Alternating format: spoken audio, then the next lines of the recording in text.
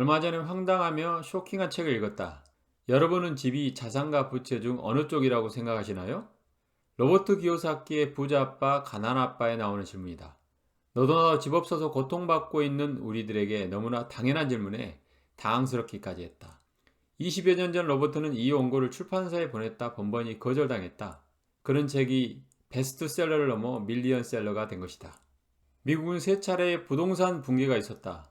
1989년에서 90년 사이 부동산 가격의 폭락, 10년 뒤인 2001년에서 2002년 사이의 닷컴 버블, 그리고 2008년에 있었던 세계 금융 위기를 몰고 온 미국 주택시장의 버블이 꺼졌던 시기이다. 주택을 구입한 중산층을 포함한 가난한 사람들은 주택 융자를 상환할 수 없었고 가격은 폭락했다. 부동산이 자산이라고 생각했던 사람들이다. 지금의 대한민국 집값은 서울 경기 할 것 없이 전국이 모두 천정부지로 치솟아 서민들은 집을 아예 살 수 없다. 결혼하고 싶어도 신혼집을 마련할 수 없어 결혼을 못하는 젊은이가 부지기수이다. 평생 직장생활로 마련한 집이 한 채뿐인 은퇴자는 재산세 등 상상할 수 없는 세금 폭탄에 생존의 위험마저 느낀다. 지금 살고 있는 집은 비활성 소득인 부동산으로서 팔지 않는 상태에서는 자산이라고 할 수 없다. 왜냐하면 현재 나에게 수입이 아닌 지출을 발생시키는 현금 흐름이기 때문에 부채라고 하는 것이다. 더군다나 직장인들은 융자를 받아 집을 샀기 때문에 은행의 봉급을 추가로 지출해야 한다. 부채에 부채가 계속 쌓이는 셈이다. 두 번째 질문은 어느 날 국가가 운영하는 연금제도가 파산한다면 당신은 재정적으로 대처할 준비가 되어 있는가이다. 연금을 받을 수 있는 안정적인 일자리를 꿈꾸는 대다수의 젊은이나 중장년들 모두에게 날벼락 같은 이야기다. 저자는 미국의 연금제도인 401k가 2032년이면 파산할 수밖에 없다고 한다. 베이비붐 세대의 퇴직자들이 증가하면 401k 연금 계획의 재정은 바닥나고 투자자인 미 국민들의 연금 수령은 장담할 수 없게 된다. 또한 과거 근본위 제도에 비하여 화폐 가치가 95%나 떨어져 각 정부가 찍어내는 화폐는 종이 쪼가리에 불과하다는 사실이다. 물가는 계속 상승하고 인플레이션은 심화는 불가피하다. 미 국민만의 이야기가 아니다. 100세 시대에 살아온 날들보다 살아갈 날들이 많은 우리들에게 연금액은 고정되어 있고 화폐 가치는 계속 떨어지는데 그나마 연금 수령마저 불투명하다는 사실은 무척이나 우울한 일이다. 우리나라의 국가부채는 적기 때문에 문제 없다고 하는 사람들도 있지만 5년, 10년, 20년 후의 일을 누가 장담할 수 있겠는가?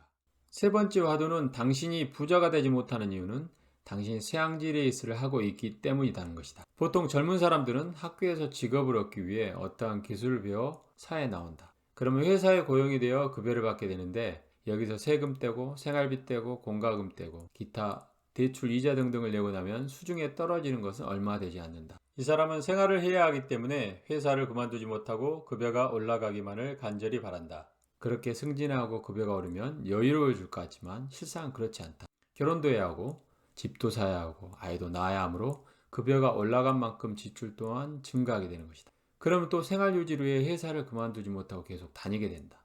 햄스터가 쳇바퀴를 열심히 돌려도 제자리이듯 열심히 회사를 다니고 일을 해도 상황은 크게 나아지지 않는 것이다. 로버트 기요사키는 높은 학력을 갖춘 교육 공무원이었지만 돈을 천대하면서 늘 경제적 문제에 자유롭지 못한 가난한 아빠가 있었다.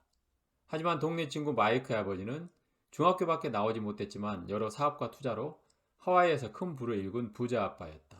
저자는 어렸을 때 부자들이 다닌 학교에서 부자 친구들로부터 무시당하고 나서 부자가 되기로 결심한다.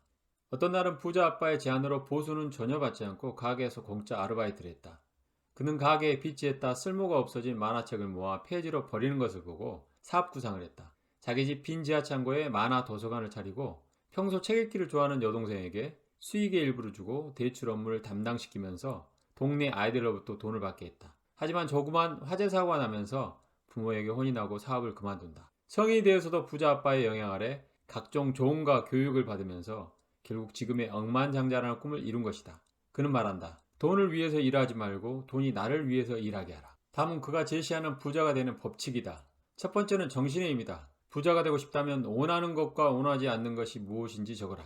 나의 경우 원하지 않는 것은 오래 살게 돼 연금은 변함이 없는데 화폐 가치는 계속 떨어져 쪼들리고 돈 걱정을 하는 것이다. 원하는 삶은 비용이 많이 드는 버킷리스트를 마음껏 즐기고 부자가 돼 요트와 해외 별장들을 구입하는 것이다. 하루 7만 5천 가지 생각들 중 단 9%만이라도 내가 강력하게 원하는 생각들로 채워나가다 보면 생각에도 중력이 작용할 것이다. 둘째는 현금 흐름을 통제하고 자기 자신에게 먼저 지불하는 것이다. 가난한 사람들의 돈의 지불 방식과 같이 하지 말라는 것이다. 돈을 받아 세금으로 다 내고 자기에게 지불하는 방식에서 벗어나라고 강력하게 강조한다. 만약 그게 어렵다면 자신의 소비 습관을 줄이라고 한다. 꼭 나에게 필요한 것인지 사치품인지를 생각하고 불필요한 지출을 줄이며 사치품은 현금 흐름이 만들어지고 나서 내 자산으로 구입해야 한다고 한다. 셋째, 하나의 방식에 통달하고 그런 다음 새로운 것을 익혀라. 그는 20대 때 선불금을 주지 않고 부동산을 사는 법이라는 강의를 $400를 주고 신청해서 최소 200만 불의 수입을 얻었다. 부동산이든 주식이든 아주 작은 투자부터 일단 시작하라.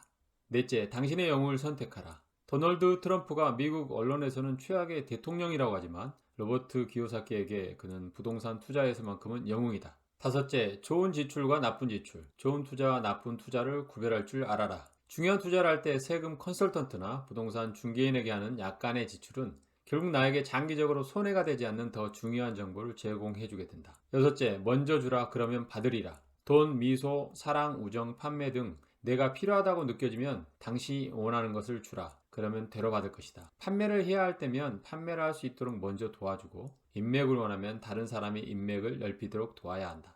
베를린 장벽이 무너지면서 산업화 시대는 끝났다. 인터넷으로 연결되지 않는 곳이 없는 디지털 시대에 우리 앞에는 훨씬 많은 부자가 될 기회가 열려 있고 이미 거대한 부의 이전이 다가왔다. 지금껏 나도 가난한 아빠처럼 돈을 천대하고 죄악시했던 일인이다. 한밤중에 돈 걱정 때문에 화들짝 놀라 깨는 것처럼 끔찍한 삶이 어디에 있는가.